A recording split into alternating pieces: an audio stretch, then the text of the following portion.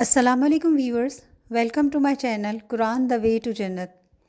آج ہم پڑھیں گے پہلے سپارے کا رکوع نمبر 14 سورہ بقرہ، آیت نمبر 113 سے 115 تک۔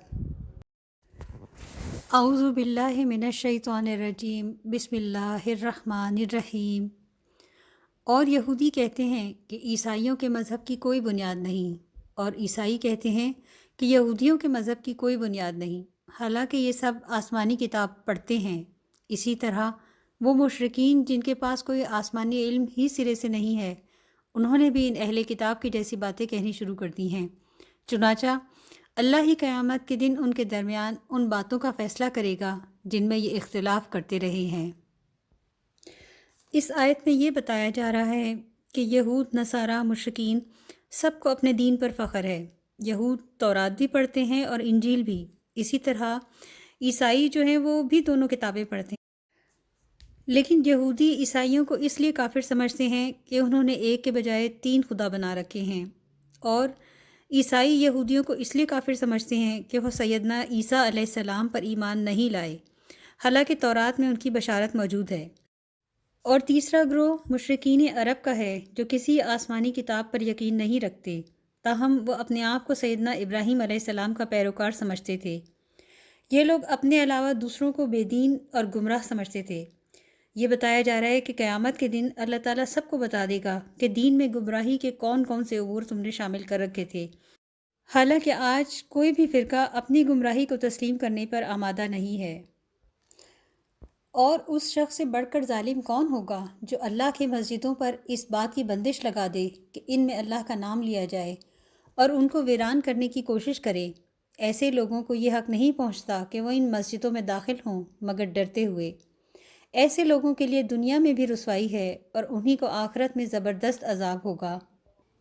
جن لوگوں نے مسجدوں میں اللہ کا ذکر کرنے سے روکا، یہ کون ہیں؟ ان کے بارے میں مفسرین کی 2 رائے ہیں۔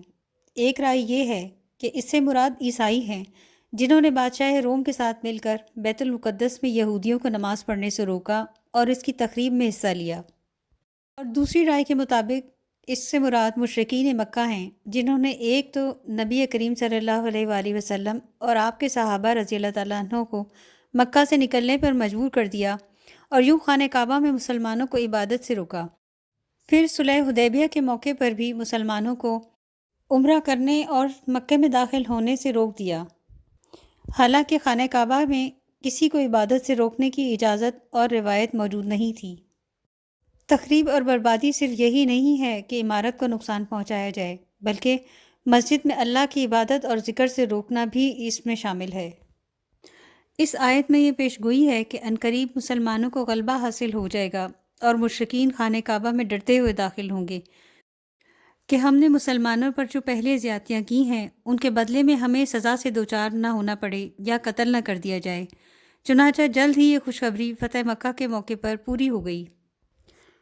اور مشرق و مغرب سب اللہ ہی کے ہیں، لہٰذا جس طرف بھی تم رخ کرو گے وہیں اللہ کا رخ ہے۔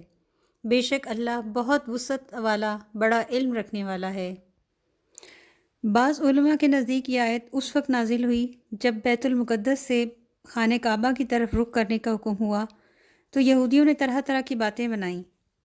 اللہ تعالیٰ فرماتے ہیں کہ اللہ نہ شرقی ہے نہ غربی ہے، وہ تمام سمتوں اور مقاموں کا مالک ہے، مگر خود کسی سمت یا مقام میں مقید نہیں ہے، لہٰذا اس کی عبادت کے لیے کسی سمت یا مقام کو مقرر کرنے کے معنی یہ نہیں ہے کہ اللہ وہاں ہے یا اس طرف رہتا ہے، اور نہ یہ کوئی جھگڑنے اور بحث کرنے کے قابل بات ہے کہ پہلے تم وہاں یا اس طرف عبادت کرتے تھے اور اب تم نے اس جگہ کی سمت کو کیوں تبدیل کر لیا۔ یہ اللہ کا حکم ہے۔ اور بعض علماء کے نزدیک اس آیت کے نزول کا سبب سفر میں سواری پر نفل نماز پڑھنے کی اجازت ہے کہ سواری کا منہ جدھر بھی ہو نماز پڑھ سکتے ہو۔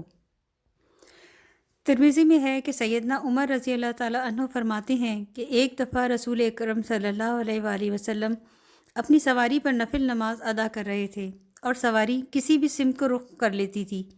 آپ صلی اللہ علیہ وسلم اس وقت مکے سے مدینے آ رہے تھے۔ پھر سیدنا عمر رضی اللہ تعالیٰ عنہ نے یہی آیت پڑھی اور فرمایا کہ یہ آیت اسی باب میں ہے۔ صدق اللہ العظیم۔ Viewers, Quran the way to جنت کو لائک، سبسکرائب اور شیئر کیجیے۔ تاکہ یہ آپ کے لیے بھی اجر کا باعث بن جائے۔